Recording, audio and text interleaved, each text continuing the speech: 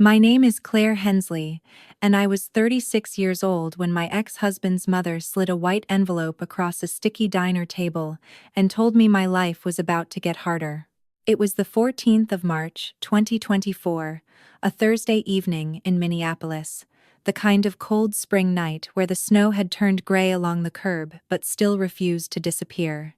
Drew sat beside his mother with both hands around his coffee cup, staring down like the answer might be floating in it. Lenora Calder sat across from me in her cream wool coat, pearls at her throat, posture perfect, face arranged into that practiced expression she used whenever she wanted cruelty to sound like concern. "We've talked as a family," she said.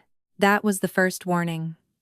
In the Calder family, "we've talked" usually meant everyone had spoken except me. She tapped the envelope once with her red fingernail. "This is the last check. After this, don't expect any extra support from us. We won't keep funding your choices." I looked at Drew. He didn't look back. Inside the envelope was a handwritten note saying they would no longer cover after-school care, Maisie's ballet class, Owen's dental plan, or miscellaneous expenses created by Claire's lifestyle. At the bottom, Lenora had written, in her neat, retired principal handwriting, "A good mother learns to stand on her own." For a second, I heard only the hum of the soda machine behind the counter. Then I folded the paper carefully, slid it back into the envelope, and put it in my purse. Lenora's mouth tightened. She expected panic. Maybe tears. Maybe bargaining. Instead, I smiled. "Okay," I said. "From now on, everything goes strictly through the court order." Drew finally looked up. Neither of them knew I had 14 months of receipts, emails, voicemails, screenshots, and bank records sitting in a folder on my laptop. They thought they had just cut me off. They had no idea they had just opened the door. Before we get into the story, please subscribe to support the channel. I guess you're feeling a little down today, right? If so, type 1. If you're feeling fine today, type 2. Either way, I hope this story will make you feel better. Now, let's begin. The first time I understood that money meant something different to the Calders, I was sitting at Lenora's dining room table in Edina, 3 months before Drew proposed. I was 25 then, still new in hospital billing analysis, still proud of the fact that I could pay my rent, keep my car running, and put a little money toward my student loans every month. Back then, I thought Lenora's questions were normal. Maybe a little sharp, maybe too organized, but normal enough for a woman trying to understand the person her son was bringing home. She served lemon chicken on white plates with thin gold rims and kept refilling my water glass before I could finish it. Martin sat at the head of the table, quiet and broad-shouldered, his phone face down beside his fork like business was never completely out of the room. "So, Claire," Lenora said, folding her napkin across her lap. "You work at the hospital?" "In billing analysis," I said. "Insurance claims, payment disputes, coding reviews, mostly spreadsheets and phone calls." She smiled politely, but not warmly. "And does that pay well?" Drew gave a small laugh. "Mom." "What?" Lenora lifted one shoulder. "People should know how to support themselves." I remember the way she said that. Not loudly, not cruelly. She said it like a rule everyone at that table was supposed to accept. I told her I did fine. I had no credit card debt. I paid my bills on time. I had a small emergency fund because my mother had taught me that even good months could turn bad without warning. Lenora nodded at each answer, but her eyes stayed fixed on me, measuring something I could not name yet. Then came the softer questions, the ones dressed up as conversation. Did my parents help with school? Did I rent or own? Had I ever fallen behind on a loan? Did I plan to stop working if Drew and I had children? Martin finally looked up when I said I balanced my own budget every Sunday night. "That's good," he said. "A household falls apart when nobody watches the numbers." At the time, I took it as approval. I did not understand yet that in the Calder family, watching the numbers also meant deciding who got a voice. Whoever paid got to speak. Whoever accepted help was expected to shrink. After dinner, Lenora walked me to the door and touched my arm. "You seem sensible," she said. "Drew needs someone sensible. He's generous to a fault." I smiled, because I was 25, and still believed warnings always sounded like warnings. Years later, I understood what she really meant. Drew gives. We decide. You remember your place. By the time the final custody order was signed, I had already learned that Lenora's help never arrived empty-handed. It came wrapped in concern, folded inside polite emails, attached to little comments that sounded harmless if you did not hear them every week for years. She never said, "I want control." She said, "I'm just trying to make things easier for everyone." That was always how it started. The first month after the divorce papers were signed, she offered to pay for Owen and Maisie's after-school program. I was working full-time. Drew's pickup schedule changed whenever his sales calls ran late, and I was tired enough to mistake relief for kindness. I said thank you. I meant it. 2 weeks later, Nora Pike, the program director, pulled me aside at pickup with an apologetic look and asked if Lenora Calder should be added as a primary contact. She said she handles the children's arrangements now, Nora told me. I remember standing there with Owen's backpack in one hand and Maisie's purple mittens in the other, feeling something quiet and cold move through me. "No," I said. "She does not." After that came ballet. Lenora paid for Maisie's spring session, then emailed the studio asking to approve costume choices because, as she wrote, "Claire can be overwhelmed with these details." She bought Owen new winter boots, then told Drew I had sent him to school in shoes that were practically falling apart. They were not. They were scuffed, because 9-year-old boys do not walk through snowbanks like careful adults. Then there was the haircut. Owen came home from Drew's weekend with his soft brown curls gone, clipped short around his ears. He looked embarrassed, before I even said a word. Maisie whispered, "Grandma said boys look messy with long hair." I smiled at Owen because he was watching my face, trying to decide whether he had done something wrong. "You look handsome," I told him. "Next time, grown-ups need to ask first." That night, I texted Drew. His answer came 11 minutes later. "Mom was just helping. Don't make it weird." So I stopped arguing in real time. I created a folder on my laptop and named it Calder Timeline. I saved the email from the ballet studio. I took screenshots of Drew's messages.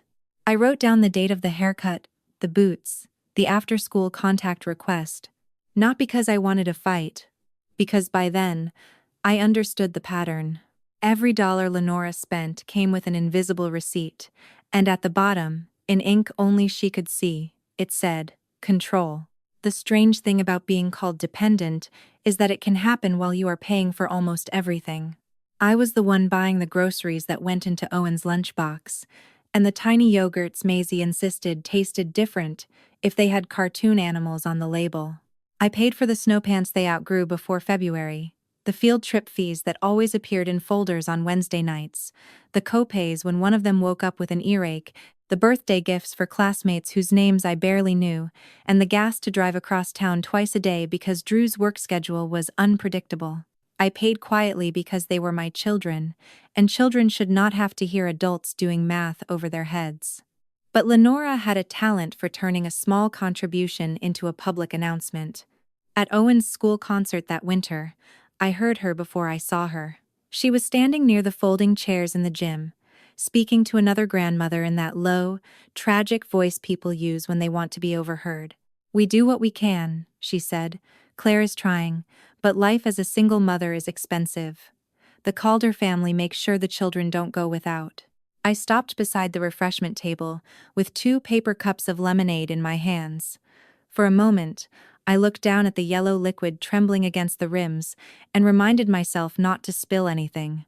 Drew stood 3 feet away from her, checking his phone. He heard it. He did not correct her. That was the part I remembered. Brielle was worse because she preferred an audience she could edit. Her Facebook posts never used my name, but they did not have to. One Sunday night, after I refused to switch Drew's weekend because Owen had a science fair, she posted a quote over a sunset background. "Some women want independence until the bills arrive."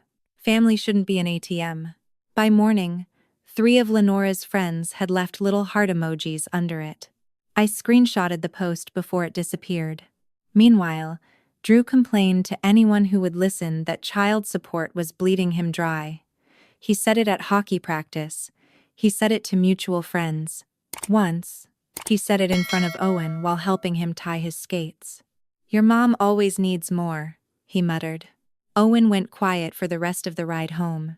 That night, after the kids were asleep, I opened my budget spreadsheet and added another tab. Not because I needed to prove to myself what I spent. I already knew: rent, food, medical, clothes, school, gas, winter gear, counseling copays after Owen started coming home quiet and withdrawn. The total for the year was $48,700. Lenora's famous support was $1,200 a month, most of it paid directly to programs she then tried to control. And somehow, in the story they told, I was the one living off them. A week before Lenora slid that white envelope across the diner table, she said it out loud where Owen and Maisie could hear her. It was a Tuesday afternoon, cold enough that the puddles in the after-school parking lot had thin skins of ice over them. I had left work 10 minutes early and still arrived 3 minutes late, which meant Maisie was already wearing her backpack on both shoulders, bouncing on her toes beside Nora Pike, and Owen was standing quietly with his hood pulled up, watching the pickup line move. Drew was supposed to have them that evening for dinner. He arrived in his Silverado with Lenora in the passenger seat, which was never a good sign. Drew got out first, looking tired and irritated, but Lenora moved with purpose. She stepped onto the curb in her camel coat, sunglasses on, even though the sky was gray, and looked at me like we had an audience she intended to use. "We need to clear something up," she said. I glanced at the children. "Not here. That's exactly why it needs to be here. Everyone keeps pretending this arrangement is sustainable." Owen's eyes moved from her to me. Maisie reached for my hand. Lenora lowered her voice, but not enough. Women like her always knew the exact volume that allowed them to deny cruelty later. "From next month on, there will be no more extra money. No more paying for after school. No ballet. No dental add-ons. No little extras you've gotten used to. If you're a capable mother, Claire, you'll manage." Drew stared at the ground. That was what hurt first. Not Lenora's words. Drew's shoes. The way he suddenly found a crack in the pavement more interesting than the faces of his children. Maisie tugged on my sleeve. "Mommy, are we poor now?" For 1 second, everything in me went still. There are sentences children should never have to ask in parking lots. There are fears adults should be strong enough to keep out of 6-year-old mouths. I crouched in front of her and zipped her coat higher under her chin. "No, baby," I said. "We are okay." Owen did not say anything, but his mouth had gone tight in that way it did when he was trying not to feel too much. I stood up and looked at Lenora. My voice sounded calmer than I felt. "Thank you for making that clear. From now on, I won't accept any private payments, direct payments, or verbal arrangements. Everything goes through the court order." Lenora smiled like she had won. Drew finally looked at me. "Claire, don't make this dramatic." "I'm not," I said. "I'm making it documented." That night, after the kids were asleep, I wrote down the time, the place, the exact words I remembered, and the question Maisie asked me in the parking lot. Then I opened the Calder timeline and added a new section: support threats. Once I made a section called support threats, the rest of the folder began to change shape. Before that, Calder timeline had felt like a place where I stored ugly moments so I would not have to carry them around in my body. After that Tuesday in the parking lot, it became something else. It became a map, and the more I looked at it, the more the numbers refused to behave. According to Drew's last financial disclosure, he earned $38,400 a year. He had signed that document under penalty of perjury. It was the number used to calculate child support. It was the number Lenora threw around whenever she wanted sympathy for him, the poor divorced father being bled dry by his ex-wife. But Drew did not live like a man making $38,400 a year. He drove a black Silverado with leather seats and a monthly payment that would have made no sense on his reported income. He said it belonged to the company. He wore a new stainless steel watch one weekend when he dropped the kids off, then told Owen it was just something Grandpa got me. In February, he took a hunting trip to North Dakota with 3 clients and posted a photo in front of a lodge where one night cost more than my weekly grocery budget. By March, he had season tickets to Minnesota Wild games again. Every time I noticed something, I did what I had trained myself to do at work. I did not guess. I documented. A photo Drew posted publicly. Saved. A text where he mentioned the company truck. Saved. An email from the dental office that copied him and listed his billing address as Calder Roofing and Restoration. Saved. A receipt he accidentally left in Owen's backpack from a sporting goods store, paid with a business card. Photographed, then put back exactly where I found it. I did not break into accounts. I did not follow him. I did not ask the children questions they should never have to answer. I only kept what came to me legally, naturally, and in writing. That was the habit my job had beaten into me after years of insurance disputes. People could argue feelings forever. They could deny conversations, twist intentions, pretend not to remember. But dates had weight. Documents had edges. A number in the wrong column could open an entire room. The strangest piece came from Drew himself. One night, angry because I would not switch weekends again, he texted, "You act like I'm loaded. My dad pays for half the stuff I use. It's not income." I stared at that sentence for a long time. Then I screenshotted it, emailed it to myself, and placed it in the folder.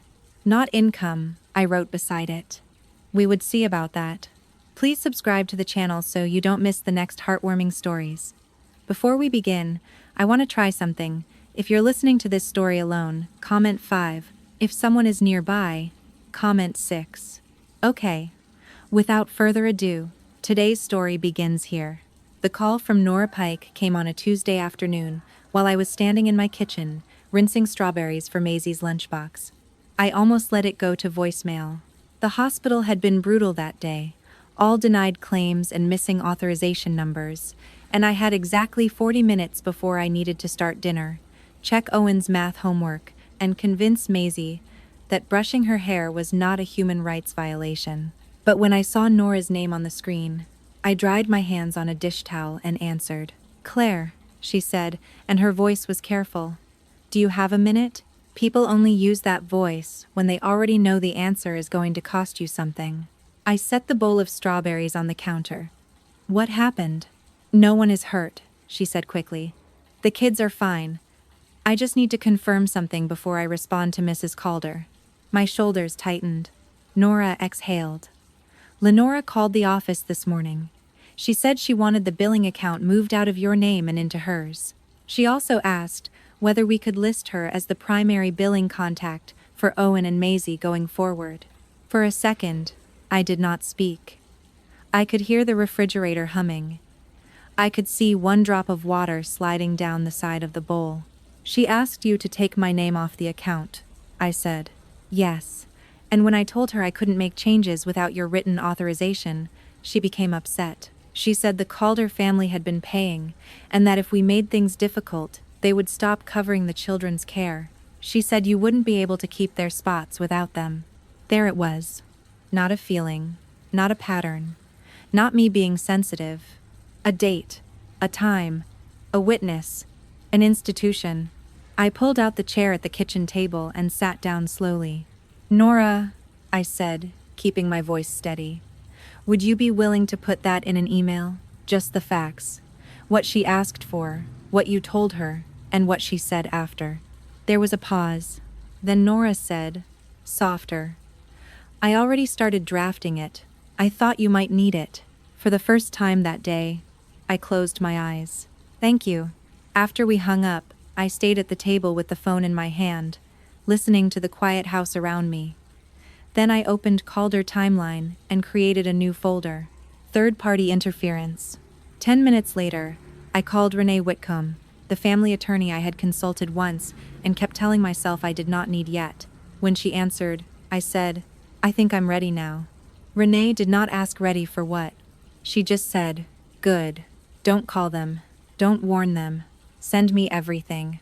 Renee Whitcomb's office was on the 6th floor of a brick building downtown, the kind with frosted glass doors, gray carpet, and framed degrees placed exactly where nervous clients could stare at them instead of at their own hands. I took the first appointment she had, a Friday morning at 8:15, and arrived 12 minutes early with my laptop, a yellow legal pad, and a flash drive I had checked 3 times before leaving the house. Renee was not warm in the way people expect women to be warm. She did not tilt her head or tell me everything would be fine. She shook my hand, pointed to the chair across from her desk, and said, show me what you have. So I did. I showed her the note from Lenora, the screenshots, the school concert post, Drew's message about his father paying for half the things he used, and Nora Pike's email. Renee read without interrupting. Every few minutes, she made a small mark on a printed copy with a blue pen. When she reached the line about moving the billing account out of my name, her expression did not change, but the pen stopped. That, she said, was stupid of her. I let out a breath. I did not realize I had been holding. Renee leaned back. Here is what you are going to do. You are not going to call Lenora. You are not going to text Drew anything emotional. You are not going to explain what you know. People who feel cornered destroy paper trails. Let them keep talking. It went against every instinct I had as a mother. I wanted to tell them to stay away from my children's records. I wanted to say Owen and Maisie were not accounts to be transferred, but Renee was right. If Lenora believed she was still in control, she would keep leaving fingerprints. 2 days later, Renee referred me to Calvin Brooks, a forensic accountant with tired eyes and a voice so mild it made every sentence sound more dangerous.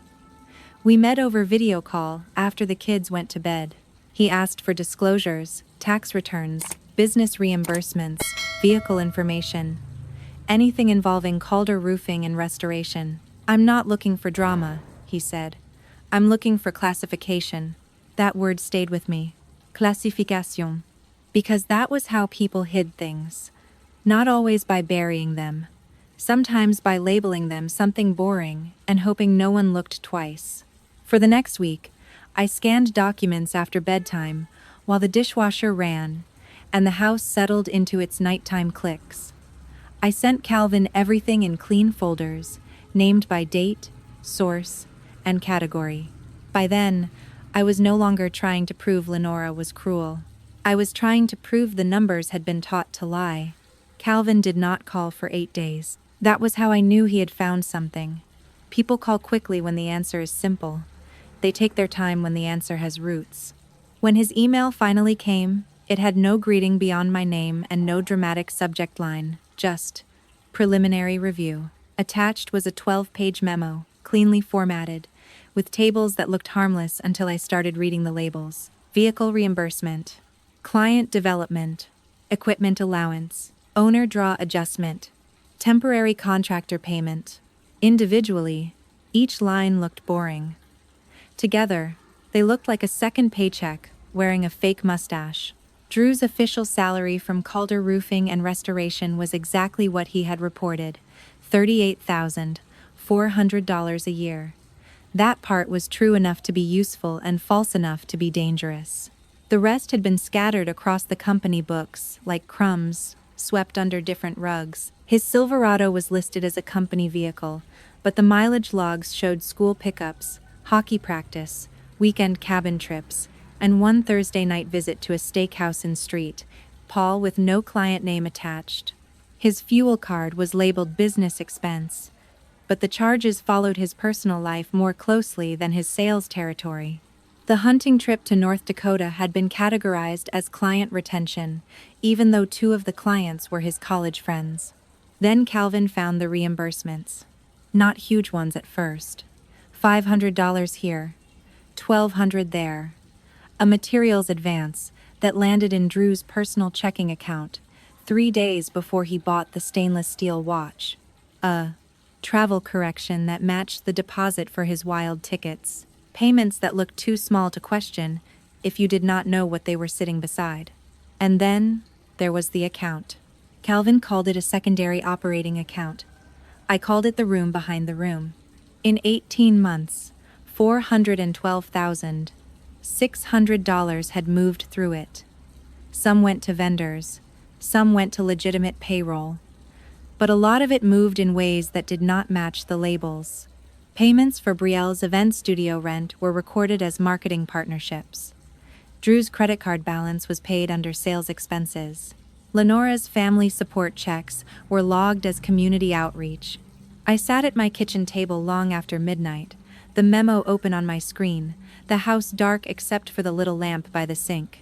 I should have felt victorious. I did not. I felt tired. Deeply, cleanly tired, because the truth was worse than I had wanted it to be.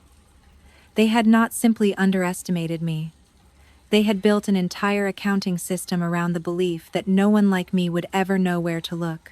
At the bottom of Calvin's memo, one sentence was highlighted: potential unreported income and disguised personal benefits relevant to support recalculation. I read it 3 times. Then I forwarded it to Renee. The hearing was scheduled for Monday, the 22nd of April 2024 at 9:30 inches the morning. Lenora made sure I knew they were coming prepared. 3 days before, she sent a message through the co-parenting app, even though she was not supposed to use Drew's account. After Monday, you will understand that the Calder family is not an ATM. I took a screenshot, sent it to Renee, and did not answer. That was the hardest part. Not answering. There is a particular kind of discipline required to let people walk toward a cliff without warning them that the ground ends. Every instinct in me wanted to correct the lie. Defend myself. Explain the math. Say the thing that would make them stop. But Renee had told me twice, do not interrupt your opponent when they are volunteering evidence, so I stayed quiet. On the morning of the hearing, I wore a navy dress, low heels, and the silver watch my mother gave me when I got my first full-time job at the hospital. I packed a folder with printed copies of everything, even though Renee already had the digital files. Maybe it was unnecessary. Maybe I just needed to feel the weight of paper in my hands. The family court building in Hennepin County looked exactly like a place where nobody's life should be decided, and yet everyone's life was. Fluorescent lights, security trays, people whispering beside vending machines, parents standing 10 feet apart, pretending not to know each other. Drew was already there when I arrived. He wore a charcoal suit I had never seen before. His hair cut sharp, his face pale beneath the careful shave. Lenora sat beside him in a cream blazer, pearls at her throat, one hand resting on her purse like she was guarding something valuable. Martin sat on Drew's other side, silent, heavy, unreadable. Brielle was in the row behind them, scrolling her phone with the bored confidence of someone who believed the ending had already been written. Renee met me near the courtroom door. Remember, she said quietly, you are not here to convince them. You are here to let the record speak. Inside, Judge Elaine Mercer sat above us with reading glasses low on her nose and a stack of files arranged neatly to her left. She did not look impressed by anyone's posture, clothing, or last name. Drew's attorney opened first. He described him as a hard-working father under financial strain. He said I had become unreasonable, that I rejected informal family help, and then complained when it stopped. He called my request for recalculation punitive. Lenora nodded at every word. He sat still. Because for once, I did not need to fight the story. I only needed to wait for them to finish telling it. Then Renee stood. She did not make a speech at first. She did not call anyone a liar. She simply walked to the table with a slim binder in her hand and said, Your Honor, we would like to enter the updated expense summary, the correspondence from the children's care provider, and the preliminary forensic review prepared by Calvin Brooks. Drew's attorney objected to the word forensic, like it had insulted him personally. Judge Mercer looked over her glasses. On what basis? He shuffled his papers. We believe this is an attempt to complicate a straightforward support matter. Renee's voice stayed even. The complication is that Mr. Calder's disclosed income does not appear to reflect his actual financial benefits. The courtroom went quiet in a way I felt in my teeth. Lenora's chin lifted. Martin did not move. Drew stared at the table as if the wood grain had become very interesting. Renee began with the simple things. The children's costs. Rent, food, school fees, medical co-pays, winter clothing, after-school care. She showed the annual total, $48,700, and the portion I had paid myself. Then she placed Nora Pike's email into the record. She read only the factual lines. Lenora asking to move the billing account, Lenora stating the Calder family would stop paying, Lenora suggesting I could not keep the children enrolled without them. Judge Mercer made a note. Lenora's face tightened, but she stayed silent. Then Renee opened the second binder. This is where the disclosed salary becomes misleading, she said. She walked through the Silverado first. Company vehicle, personal use. No consistent business mileage logs. Then the fuel card. Then the hunting trip marked as client development. Then the reimbursements Calvin had flagged. Materials advance, travel correction, equipment allowance. Each phrase sounded boring until Renee placed it beside the date, amount, and personal purchase that followed. Drew's attorney tried to interrupt twice. Judge Mercer let him fail, twice. Finally, Renee reached the secondary operating account. She did not say hidden. She did not need to. She stated the number clearly. Over 18 months, $412,600 moved through this account. Martin took off his glasses. That was the first crack. Renee continued. Some of it appears legitimate. Some of it does not. Payments benefiting Mr. Calder personally were classified as business expenses. Several payments to family members were classified in ways that do not match their apparent purpose. These benefits were not reflected in his support calculation. Judge Mercer turned to Drew. Mr. Calder, she said, if your annual income is $38,400, who is paying for the truck, the trips, the tickets, and these personal reimbursements? Drew opened his mouth. No words came out. For the first time since I had known the Calder family, silence was not protecting them. It was exposing them. Judge Mercer did not rule from emotion. She did not scold Lenora. She did not raise her voice at Drew. She asked questions, reviewed the exhibits, listened to both attorneys, and then made the kind of decision that sounded almost plain until the words settled into the room. Drew's child support would be recalculated using his actual financial benefit, not just the salary Calder Roofing chose to put on paper. The new amount was $4,975 a month. The arrears would be reviewed and paid through the state system.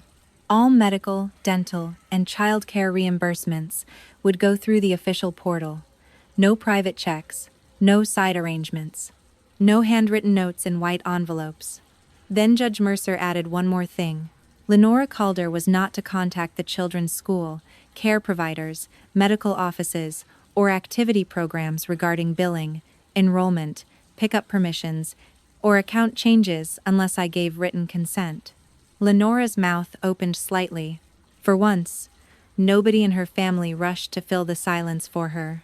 When we stepped into the hallway, the Calders gathered near the windows like people waiting for bad weather to pass. Drew looked stunned. Martin looked old. Brielle had finally put her phone away.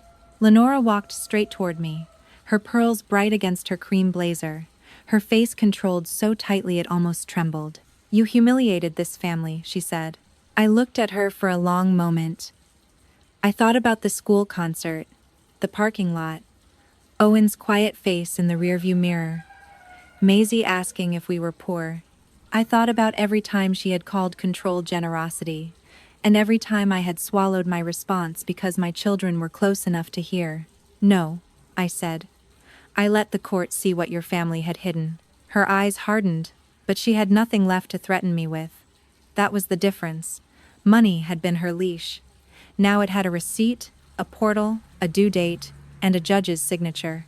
The first arrears payment came 3 weeks later. I did not buy anything dramatic with it.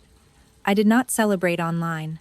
I opened two education savings accounts, one for Owen and one for Maisie, and split the deposit evenly between them. That night, after the kids were asleep, I sat at the kitchen table with my laptop closed in front of me.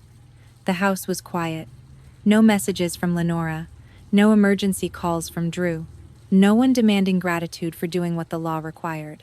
For the first time in years, the silence did not feel like waiting for the next problem. It felt like space. I had not won because they paid more. I had won because they could no longer use money to make me small. What I learned from all of this is that support is not support when it comes with a leash. Real family does not help you so they can own your decisions later. Real love does not keep a ledger of favors and pull it out whenever you refuse to obey. Real partnership, whether it is marriage, co-parenting, or extended family, should make a person feel steadier, not smaller. For a long time, I thought keeping the peace meant absorbing the insult, swallowing the unfairness, and telling myself it was better for the children if I stayed quiet. But peace built on silence is not peace. It is only delay.